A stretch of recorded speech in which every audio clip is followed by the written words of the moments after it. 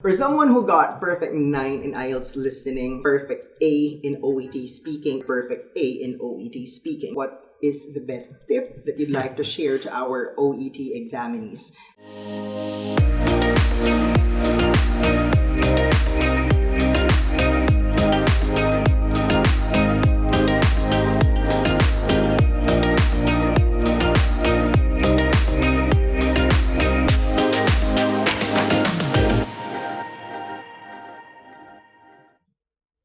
Welcome back. We're finished with OET listening and reading, and this time we're going to focus on OET writing and speaking. So, let's ask Pheelyp regarding the format of OET writing. In the OET exam, writing lasts for 45 minutes, which is divided into 2 parts. The first 5 minutes and then the remaining 40 minutes. During the first 5 minutes of OET writing, candidates are given time to read case notes. This is essentially information regarding a patient, like in a chart, and it will be profession-specific. You see, Ervin, the writing test in OET is calibrated towards the 12 different professions that OET accepts candidates for. So, candidates, therefore, are able to encounter content that they are familiar with. During the first 5 minutes, they're not allowed to write anything, but are only allowed to understand what's happening in the text. After the 5 minutes, they're given 40 minutes to write a letter. This is going to be an endorsement of the information regarding the patient to a fellow healthcare professional. This is something that our candidates do all the time in the real world, in which they are handing over one patient to a fellow professional. And this is what makes OET writing so much easier for fellow nurses, for example, compared to other English exams. Okay, so that's the format of OET writing. Now, even if, according to you, this is more relatable than IELTS, what do you think is the reason why there are still some candidates who are not able to get the required band score in OET? There are many reasons. Okay. But the most common reason is because people run out of time. They are overwhelmed with the information. They don't know which information to include, what not to include. And even though there is a timer that is shown to candidates during the exam, they lose track of time. And before they know it, they are not able to put down their thoughts. And as I keep telling people in class, you get no credit for words that you never wrote. Okay, here's an interesting tidbit. When Pheelyp took OET, by the way, he took it twice, okay? The first time, 2017, and then the second time, 2019. First time, he took it in Kaplan, Manila. And then the second time, ACE Testing Hub in Makati. That's right. Okay? But what's interesting, for both attempts, he encountered exactly the same writing question. Did I get it right? Essentially the same. Okay. Yeah. Based on memory, of course. Yeah. Yes. So, Pheelyp got 8.0 in IELTS writing. That's B in OET writing. So, for someone who didn't really encounter a real difficulty in getting the target band score in writing, what are your tips for our viewers and listeners? The most important tip is related to what I said earlier, is to not lose track of time.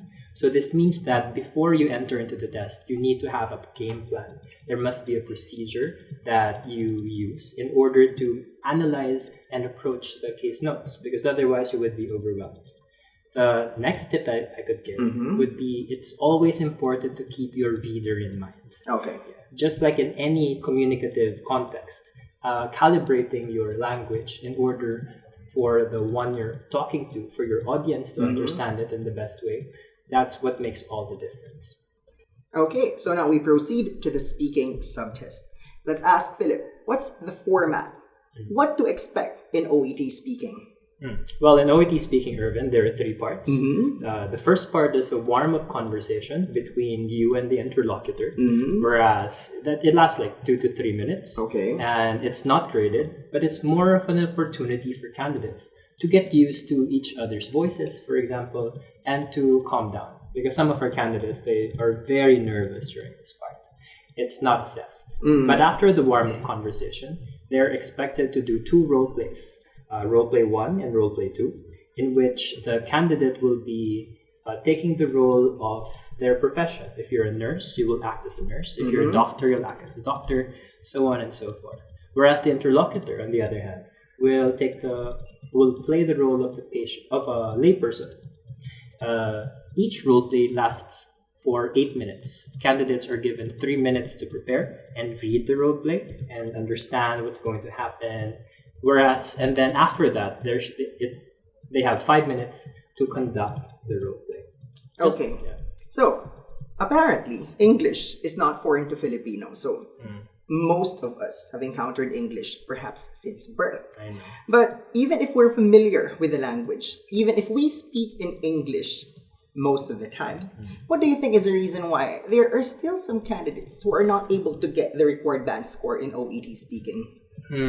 Well, what comes to mind is that our Filipinos, although they're good in English, when they communicate with their patients in the Philippine context, they're therapeutic and they do it the right way, but they don't do it in English. True. So translating these communicative competencies from which they do all the time in Filipino into the English language may be a foreign experience to them. And this is understandable to an extent, because when you're talking to a Filipino and the language that the patient understands best is Filipino, therefore it is actually ideal for nurses in the Philippines to use the native language. Because otherwise, if you use English to people who don't understand it very well, then there will be miscommunication. But yes, but for people taking this exam who plan to practice in English settings in the future, like in the US and the UK, for example, then they should start getting more practice, maybe with us. Okay, so for someone who got perfect 9 in IELTS listening, perfect A in OET speaking, and another perfect A in OET speaking, what is the best tip that you'd like to share to our OET examinees? Like, what's the difference between just passing and acing it? Because we're not here to get the required band score. I mean, if you know you have the guns to get the perfect grade in the examination, why not go for it? We must never settle for anything less. So, how to get that perfect grade in OET speaking? That's a great question. And to answer that, the main tip there would be to put your patient at the forefront of your mind. As OET itself says, think of this less as an English exam and more of a communicative exam. There is no such thing as a generic patient. They don't exist. But rather, it's important to understand the context of the person in front of you. What are his strengths? What are his concerns? And calibrating your response for this unique person is what is going to make all the difference. So it's less a matter of being verbose or using highfalutin words, but of getting your meaning across to the other person, which is what language is all about, communication. So hopefully in less than 10 minutes, we're able to get our point across to help the candidates get the required band score and perhaps the perfect score. So we have 2 more videos remaining. Let's talk about remark in OET and our personal experiences when we took IELTS and OET.